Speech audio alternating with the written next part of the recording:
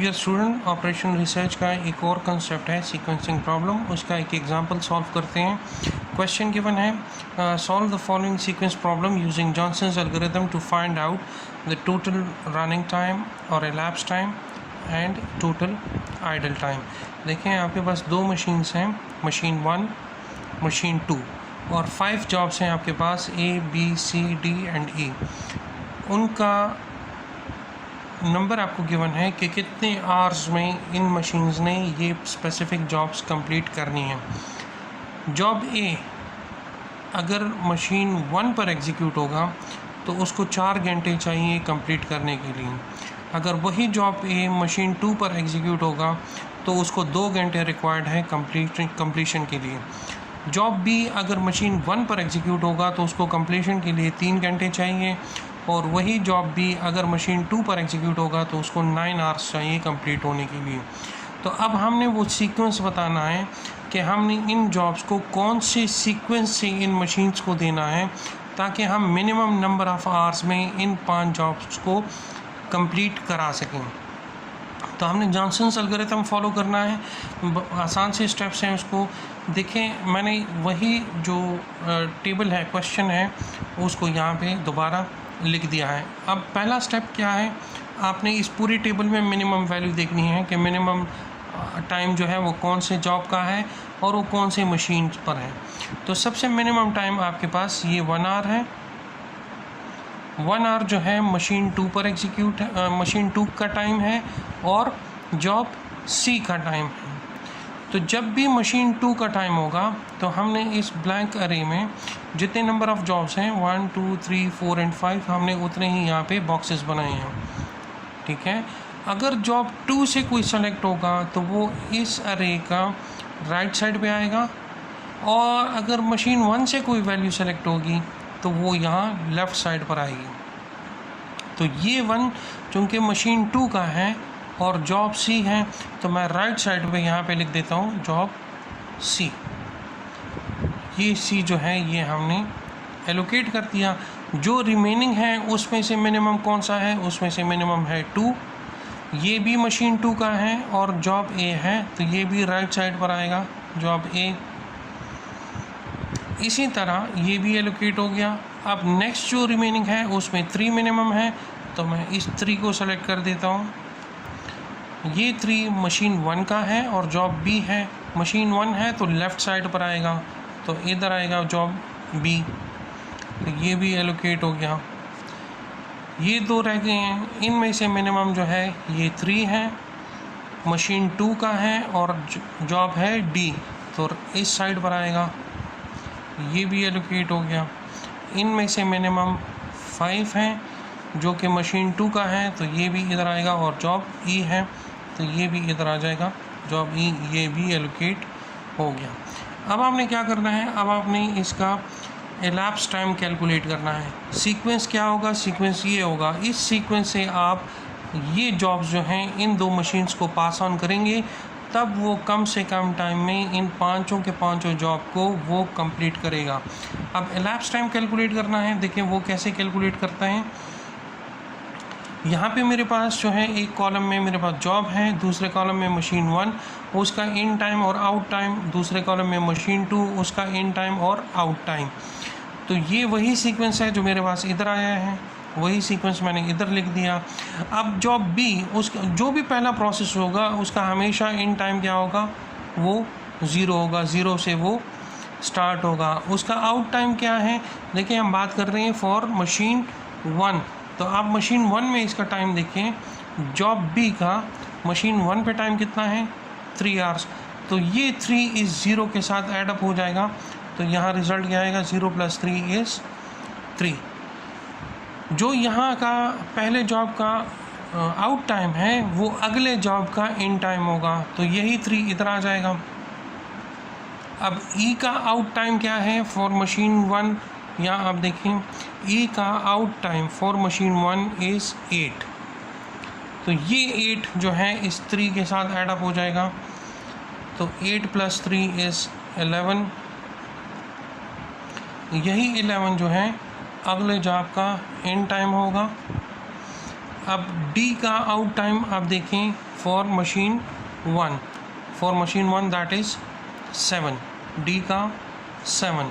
तो ये 7 जो है इस 11 के साथ अब एडअप होगा, तो ये आपके पास बन जाएगा 18। ये 18 नेक्स्ट प्रोसेस का इन टाइम, और अब ए का आपने इन टाइम आउट टाइम मालूम करना है। तो देखिए ए का मशीन 1 का टाइम कितना है 4, तो ये 4 जो है अब इस 18 के साथ एडअप होगा, तो ये आ जाएगा 22 अगले जॉब का इन टाइम। और अब सी का आप टाइम देख लें, फॉर मशीन 1 इज़ 5, तो ये 5 जो है इस 22 के साथ ऐड होगा और ये आ जाएगा 27। अब हमने मशीन 2 का अब कैलकुलेट करना है। तो ज़ाहिर बात है एक प्रोसेस जब मशीन 1 पर अपनी एग्जीक्यूशन कंप्लीट करेगा, उसके बाद वो मशीन 2 पर एग्जीक्यूशन स्टार्ट करेगा। तो जॉब बी अपना मशीन 1 पर अपनी एग्जीक्यूशन 3 घंटे में कंप्लीट करेगा, तो उस 3 घंटे के बाद मतलब वही 3 घंटे मशीन 2 का इन टाइम हो जाएगा। अब आप देखें इस टेबल में बी का आपके पास मशीन 2 पर टाइम कितना है 9, तो ये 9 इस 3 के साथ अब ऐड होगा, तो 9 + 3 इज़ 12।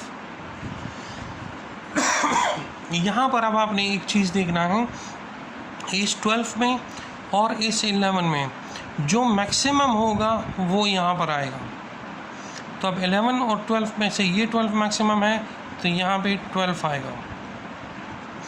अब ई का आउट टाइम ऑन मशीन 2, तो आप देखिए ई का आउट टाइम ऑन मशीन 2 कितना है 5, तो ये 5 इस 12 के साथ ऐडअप होगा और ये आ जाएगा 17।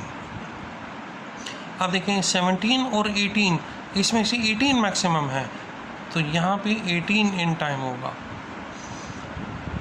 जॉब डी का आप देखें मशीन 2 का कितना टाइम है 3, तो ये 3 जो है इस 18 के साथ ऐडअप होगा और ये बन जाएगा 21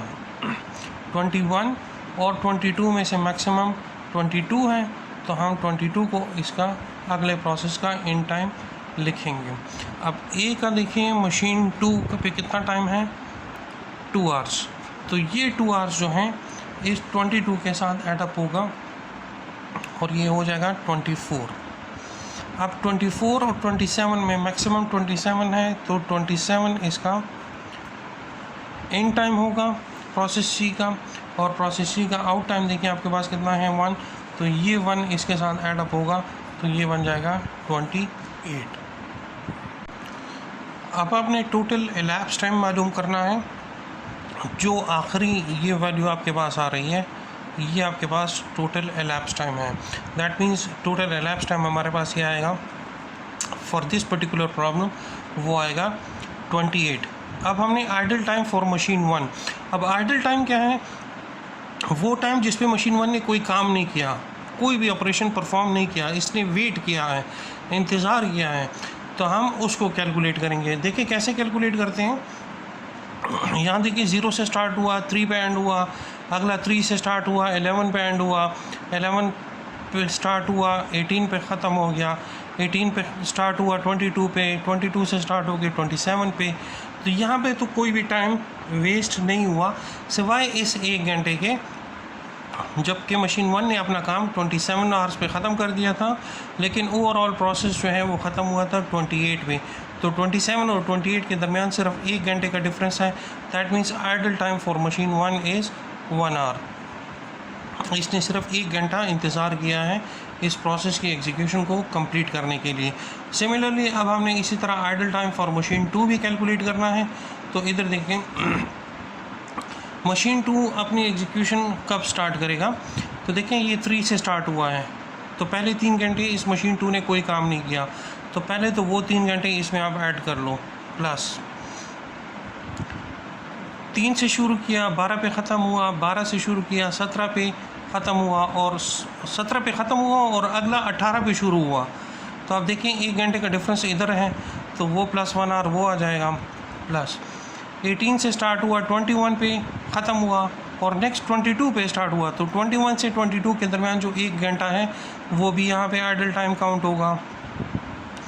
24 पे ख़त्म हुआ, लेकिन अगला जॉब 27 पे शुरू हुआ, तो 3 घंटे का डिफरेंस जो है वो यहाँ पर है, तो वो भी इसमें काउंट होगा। इसको आप टोटल काउंट कर लें,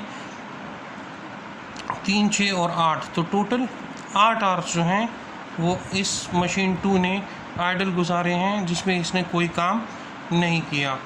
सीक्वेंस प्रॉब्लम का यही जॉनसन्स एल्गोरिथम का रूल है, और इसी पर इस तरह के जितने भी प्रॉब्लम्स हैं आपने इन स्टेप्स को फॉलो करना है।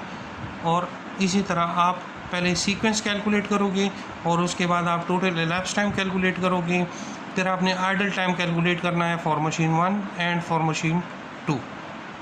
आई होप इस प्रॉब्लम आपको समझ आ गया होगा। Thank you.